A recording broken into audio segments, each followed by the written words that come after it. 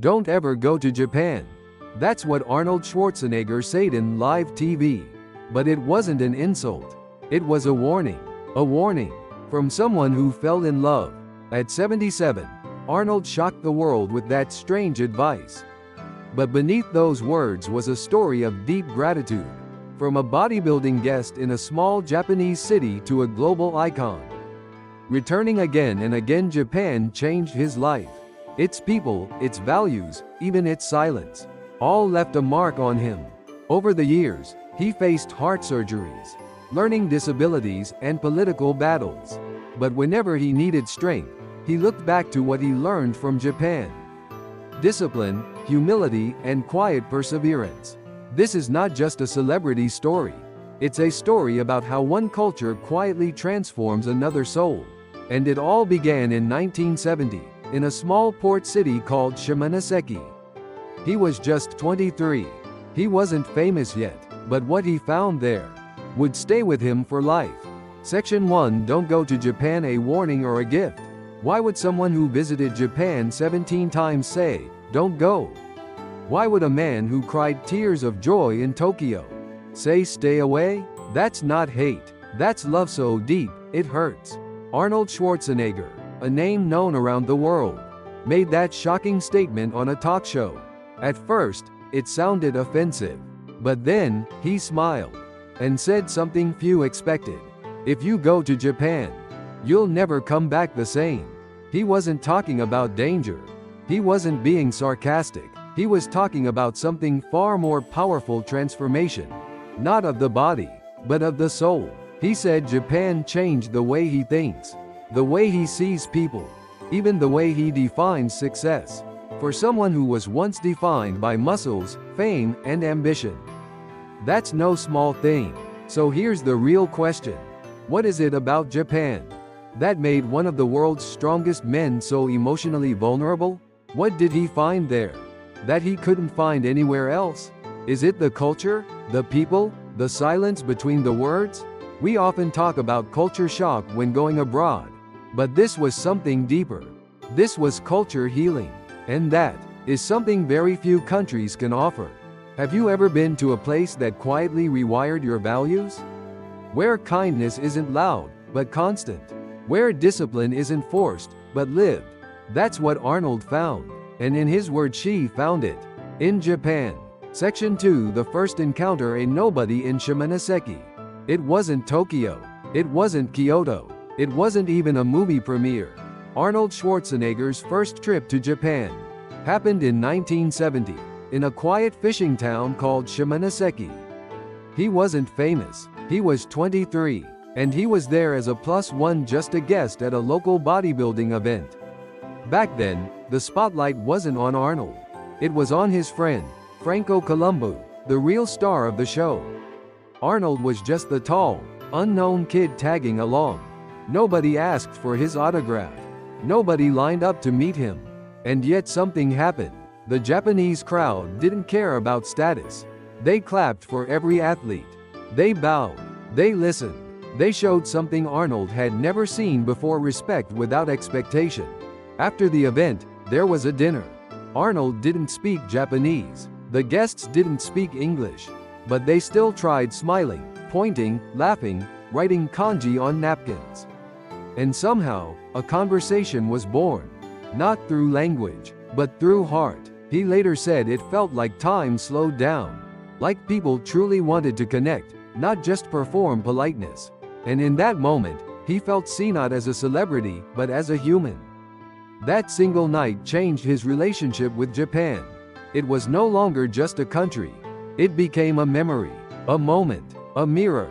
And here's the twist: he didn't fall in love with Japan after he became famous. He fell in love with it before, when no one cared who he was, when all he had was himself. Section 3. What he saw in Japan: discipline with a human face. What makes a culture feel different? Is it the food, the language, the traditions? For Arnold, the answer was much simpler: the way people treat each other. Japan wasn't just clean.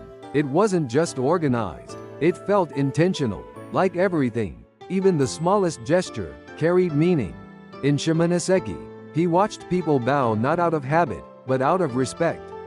He saw volunteers helping at the event, moving with quiet precision, no orders, no complaints. He noticed children in uniforms, sweeping sidewalks without being told.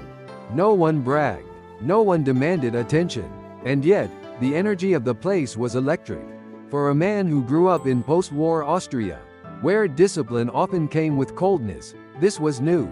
In Japan, discipline wasn't about fear. It was about dignity. He felt that people weren't forced to act good.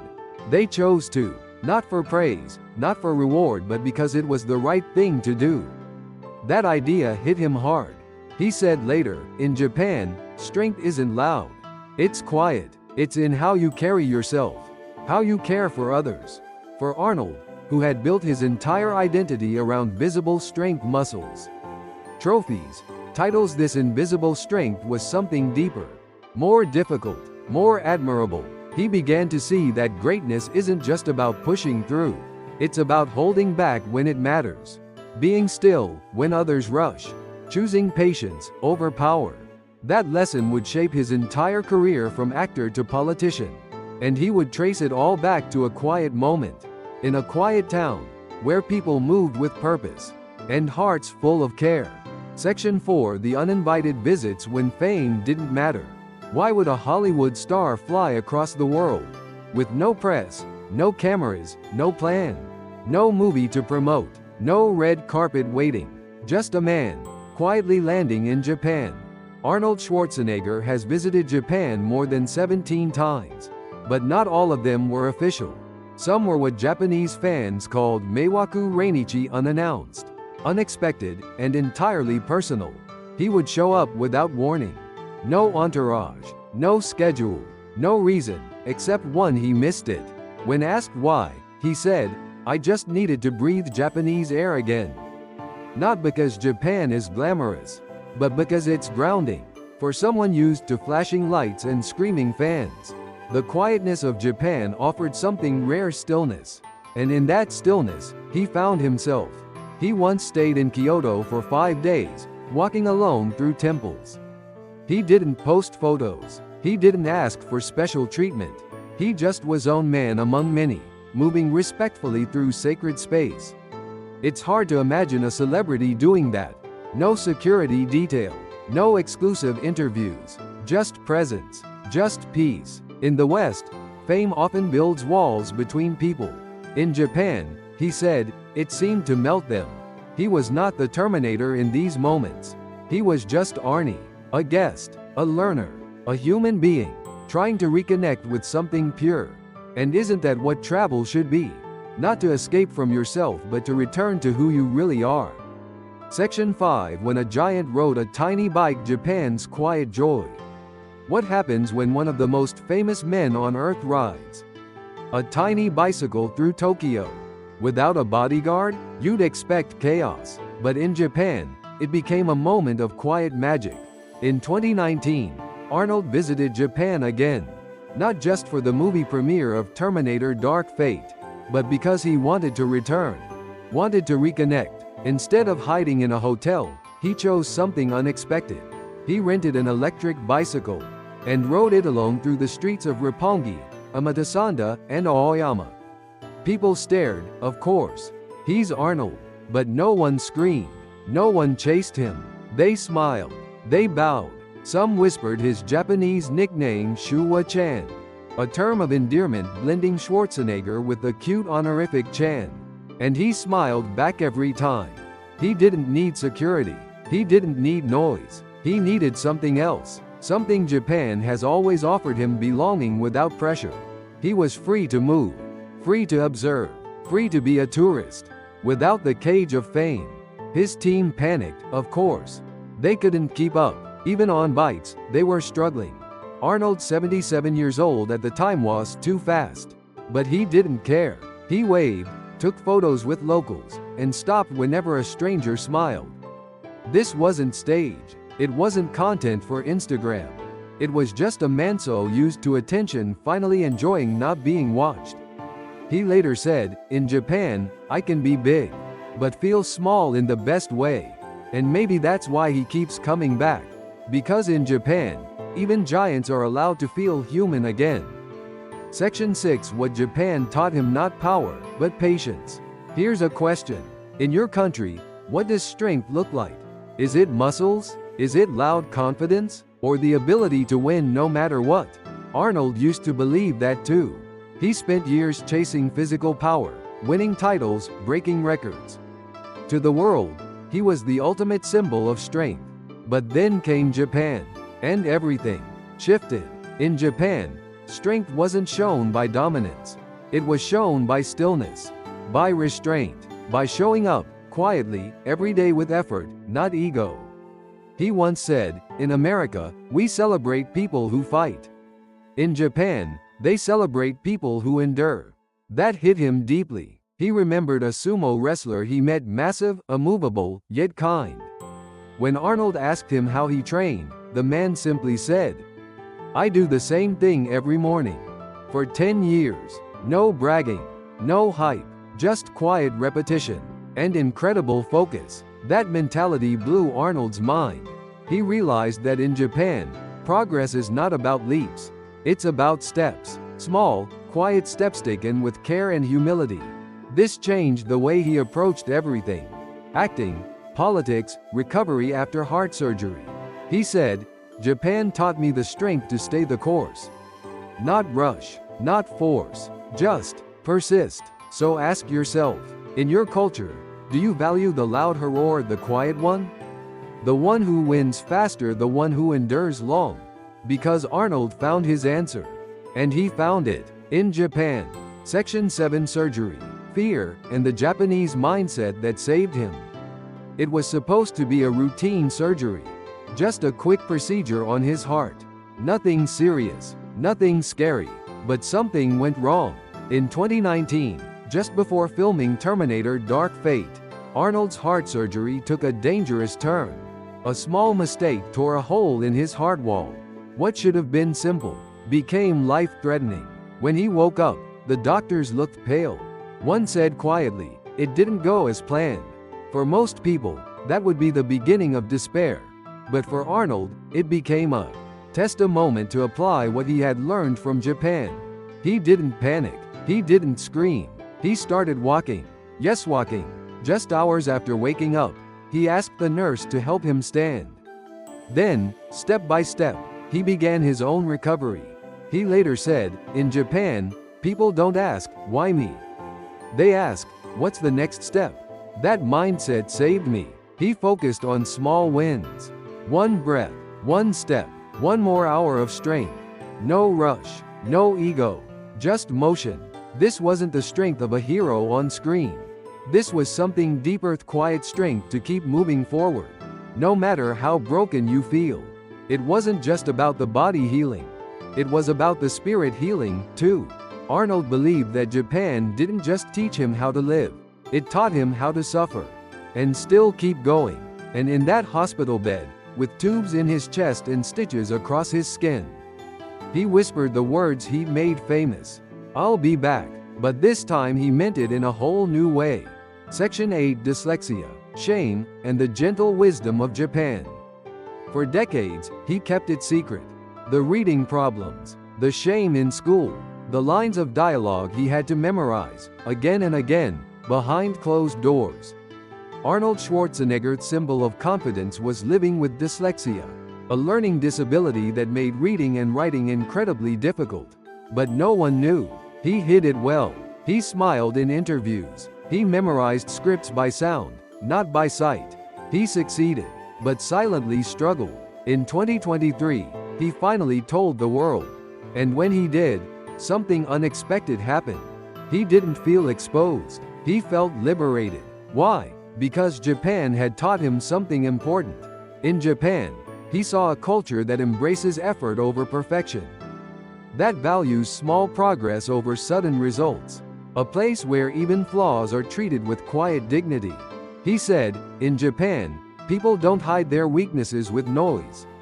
They outgrow them with practice." That idea changed his life. He no longer needed to pretend. He could be strong and imperfect. He could fight battles and still ask for help. He also found deep comfort in a uniquely Japanese idea, Kaizen. Not massive change, but tiny, consistent steps. Not to impress others but to improve yourself.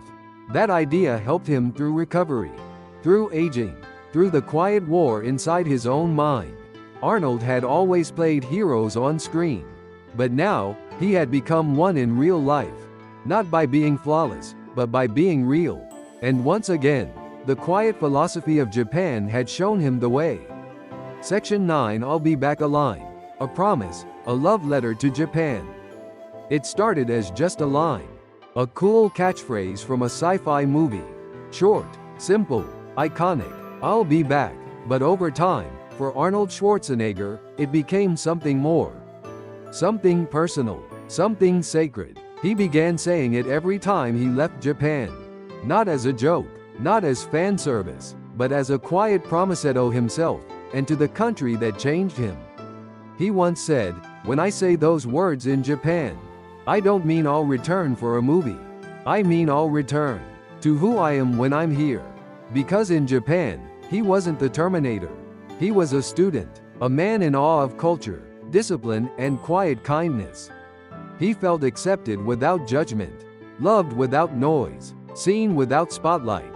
That kind of connection is rare, especially for someone used to the world's attention. But in Japan, fame didn't define him. Character did, and every time he walked through a temple, smiled at a stranger, or bowed at a sumo stable, he felt something powerful. Humility.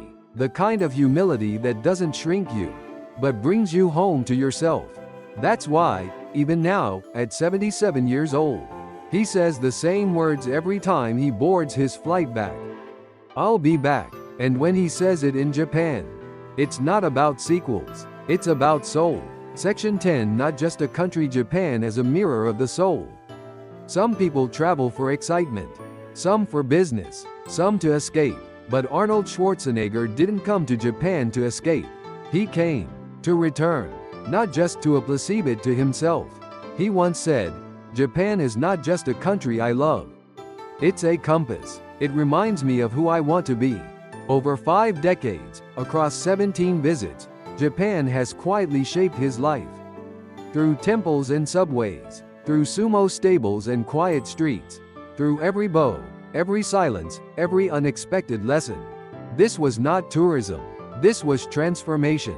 He learned that kindness doesn't have to be loud. That strength doesn't have to be aggressive. That success doesn't always shout, it sometimes bows. In a world that demands constant performance, Japan gave him permission to just be, to breathe, to observe, to learn, and most of all to grow, gently. He said, "When I leave Japan, I don't feel like I'm saying goodbye. I feel like I'm carrying part of it with me." So the next time you hear the words, "I'll be back," remember they're not just lines from a movie. They're a love letter, a tribute, a reflection of a man who found strength not in being seen, but in seeing. Because in the stillness of Japan, Arnold Schwarzenegger didn't just find peace. He found something even rarer, a mirror that showed him who he could become. This is just one example of Japan's unique way of thinking. Do people in your country do the same, or is it completely different? Drop your thoughts below. I read every comment. And if you like this, subscribe for a new video every day. See you tomorrow at the same time.